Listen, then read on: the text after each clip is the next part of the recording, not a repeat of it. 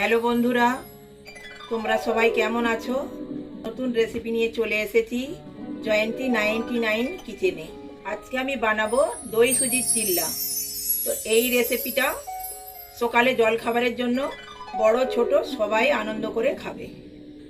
তো চলো দই সুজির চিল্লা বানাতে কি কি উপকরণ লাগে আমরা দেখে নিই।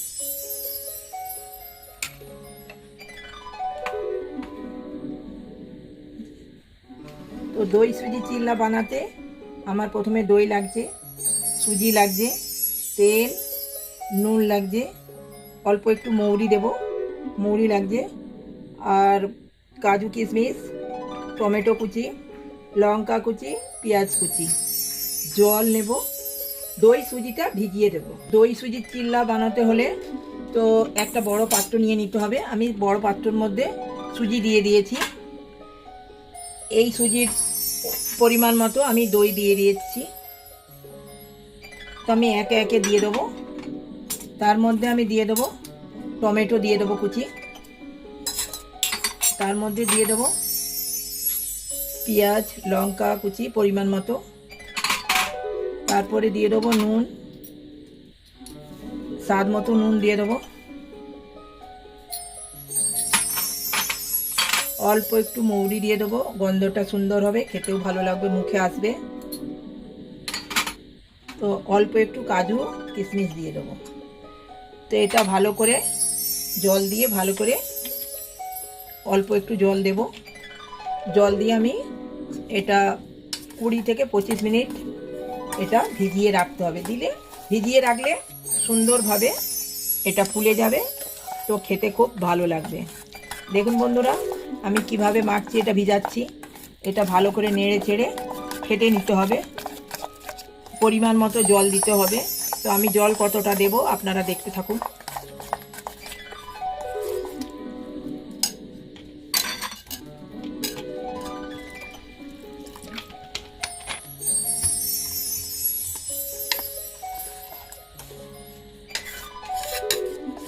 এই জল আছে, জলটা ভিজে টেনে নেবে, সুজিটা একটু ভিজবে। তো আমি 15 থেকে 20 মিনিট রেখে দেব, কি 25 মিনিটও রেখে দিলে হবে। একটু বেশি টাইম ভিজলে সুজিটা ভালো চিল্লা বা দই সুজির চিল্লা ভালো হয়, খেতেও খুব টেস্ট আসে। তো আমি 15-20 মিনিট আমি রেখে দিচ্ছি।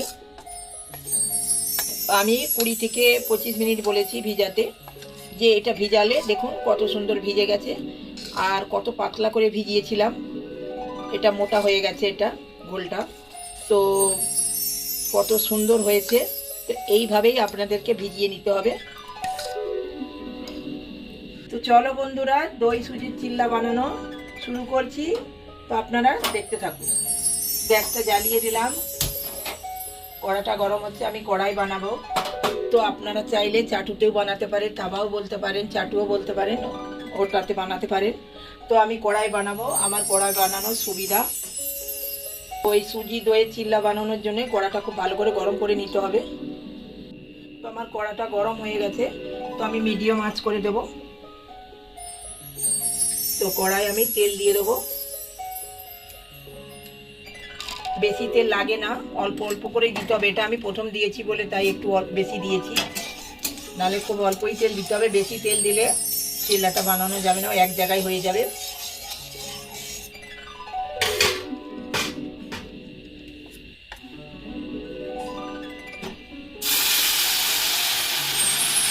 এইভাবে করে দিতে হবে। আমি খুব বেশি বড় বানাবো না, কেন আমি কড়ার মধ্যে বানাচ্ছি।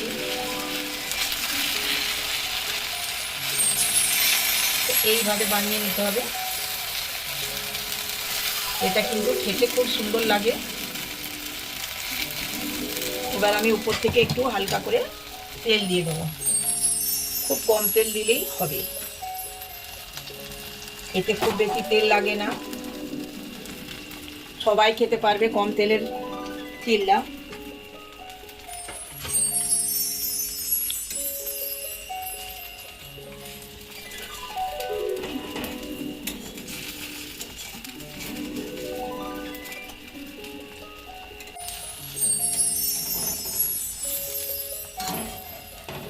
উল্টো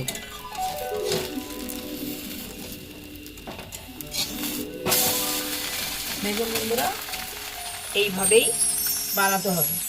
তো আমি মিডিয়াম আঁচটা করে দিলাম। এতে ঢাকা দিতে হবে না, অনেকেই ঢাকা দেবে ভাববে, কিন্তু এতে ঢাকা দিতে হবে না। আর খুব কম তেলের মধ্যে, খুব কম সময়ের মধ্যে এটা হয়। তো আমার হয়ে গেছে এটা বানানো। এবার আমি আগে উল্টে দিয়েছিলাম, তো এবারে আমি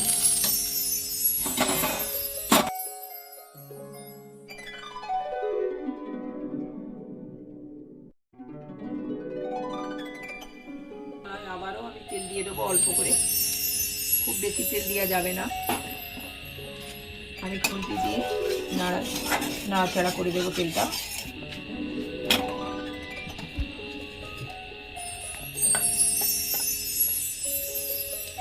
আবার দিয়ে দিলাম, আঁচটা মিডিয়াম রাখতে হবে।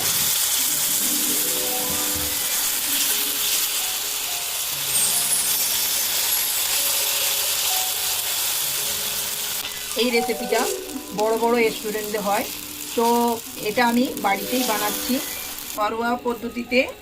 তো এই রেসিপিটা বানালাম আমি, তো আপনারাও চেষ্টা করবেন বানানো।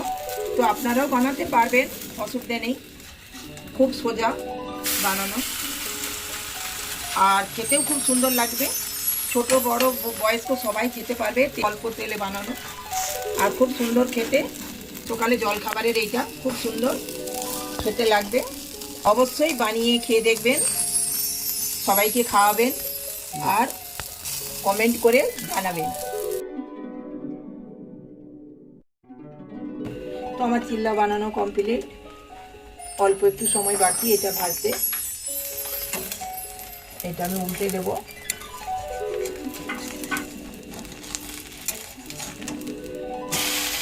দেখুন একদম তেল নেই, তেল ছাড়াই বানানো হচ্ছে, ধরতে গেলে খুব অল্প তেল, আর কত সুন্দর হয়ে বানানো হয়েছে, লাল লালও হয়েছে।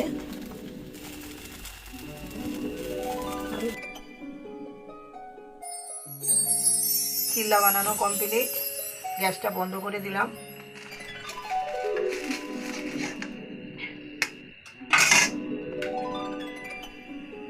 কত সুন্দর বানানো হয়েছে, খেতেও কিন্তু সুন্দর লাগবে, সুন্দর গন্ধটাও এসেছে। চলো টেস্ট করে বলছি কেমন হয়েছে।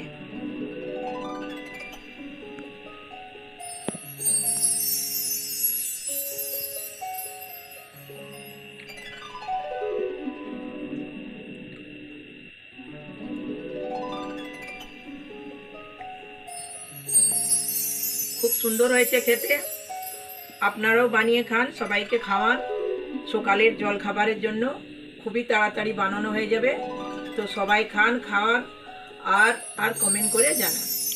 তো নতুন নতুন রেসিপি দেখতে হলে তো জয়ন্তী 99 কিচেন দেখতে থাকুন।